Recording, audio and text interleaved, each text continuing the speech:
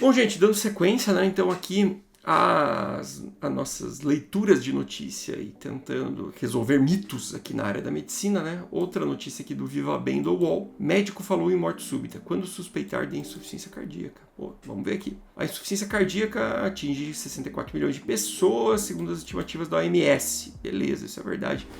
Depois do infarto, talvez seja uma das doenças que mais complica, né? Tudo bem que ela pode ser consequência de um infarto não tratado, né? A insuficiência cardíaca faz com que o coração não seja mais capaz de bombear o sangue. Isso, imagina assim, insuficiência cardíaca, coração fraco. Ou ele não bombeia adequadamente, ou ele não enche adequadamente. O coração é uma bomba, ele precisa receber o sangue para bombear. Então, ou ele não enche, e daí, consequentemente, não vai bombear tão bem. Ou ele não bombeia mesmo, ele está fraco. De qualquer forma, a pressão dentro dele acaba ficando mais alta e provoca diversos sintomas, explica a cardiologista Lídia Moura, da Sociedade Brasileira. Lídia divide consultório comigo, tá?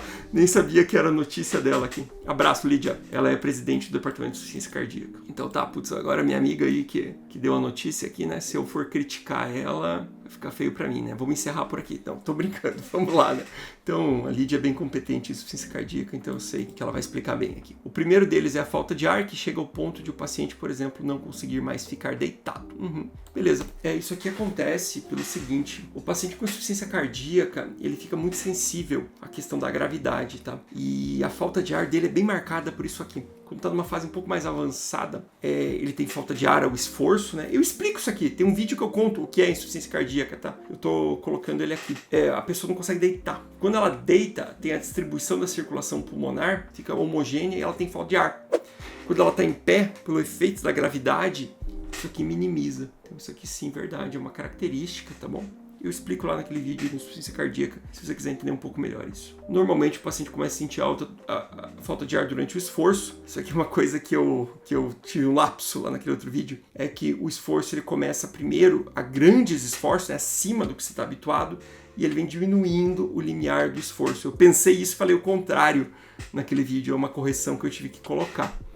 Beleza, mas é isso. Então primeiro a grandes esforços, depois a pequenos e até os mínimos. A gaúcha Kátia Arruda descobriu que tinha um problema cardíaco durante a pandemia. Ser desconectada nos 200 volts, passou a sentir um cansaço fora do normal.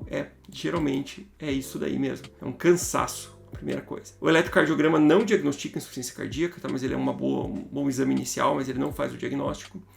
Ele olhou, o especialista minimizou o problema. Ele olhou pro meu eletrocardiograma e disse: você tá gorda. Porra, cara, não, isso aí é médico, né? Imagina, porra, pelo amor de Deus, né?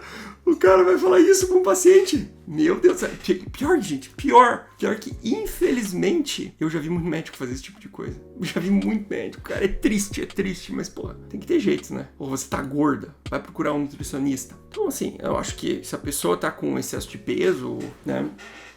Ou você, como médico, já falei isso no vídeo sobre gordofobia médica, falei isso, você como médico tem que atuar. Porque aquilo tá levando a pessoa a um risco maior. Agora, não é desse jeito, né? Tem técnica pra você fazer isso, você aborda a pessoa e tudo mais. Então, porra, pelo amor de Deus, né?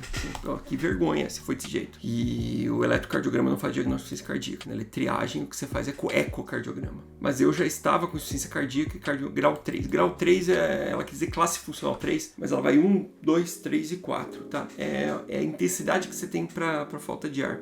Grau 3 é para atividade do dia a dia, sei lá, para você tomar banho, pra você fazer coisa básica de casa, trocar de roupa, então é bem limitante mesmo. 4 é falta de ar em repouso. Para você ter ideia do que é isso, imagina quando você faz um exercício muito intenso, sabe aquela sensação ofegante que você tem? Esse paciente tem para tomar banho, ou para ficar parado se fosse o estágio 4 aqui, né?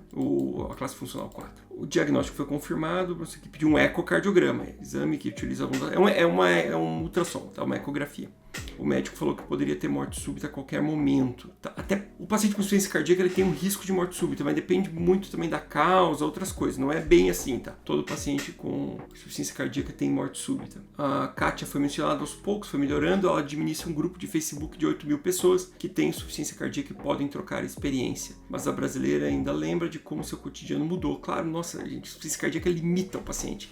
Eu falo com a Lídia, né? Ela é especialista em insuficiência cardíaca, mas realmente é muito gratificante você tratar a insuficiência cardíaca. Você tira, às vezes, o paciente que que estava com uma falta de ar para mínimo esforço, você começa a tratar ele e ele tem uma vida normal, sabe? Assim, e é uma melhora rápida, então você vê ela acontecer. Então, eu tenho alguns pacientes assim que você vê às vezes em um mês, às vezes em 2 semanas a pessoa melhora um monte. Então ele é muito gratificante de você ver. Manifestou com aumento de líquido do pulmão, que é o que acontece. Aqui é a Lídia explicando de volta. Explicou aquilo que eu falei, que o líquido na base do pulmão, quando deitado, ele se espalha. Beleza. O que causa a doença? Aí tem várias causas da doença, tá? Como a doença valvar, ela não é a mais comum, tá? Ou a hipertensão também. A hipertensão talvez seja uma das mais comuns, mas não dá para descartar que sequela de infarto, tá? Entupiu os vasos lá, a pessoa morre músculo do coração por um infarto, o coração fica mais fraco. Tá aqui, ó. Quando vários infartos acumulam, gera uma grande lesão. Isso aqui é a minha área, né, de pesquisa, principalmente, que é infarto, essa doença aterosclerótica. Doenças como diabetes e obesidade também são um fator de risco, lógico, e precisam ser tratadas, mas não do jeito que o colegão lá falou, né?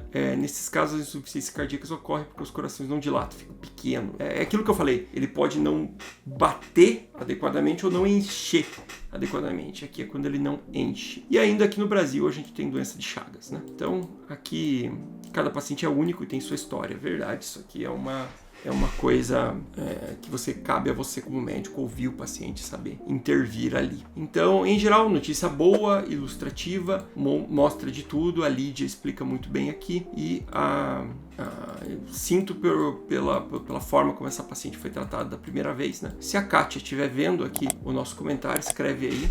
Compartilha lá no teu grupo também esse vídeo, né? Ajudar a gente aí a divulgar o canal. E desejo melhoras pra Kátia, que não se repita esse tipo de situação aqui que aconteceu com ela. Tá bom, gente? Muito obrigado e até o próximo vídeo.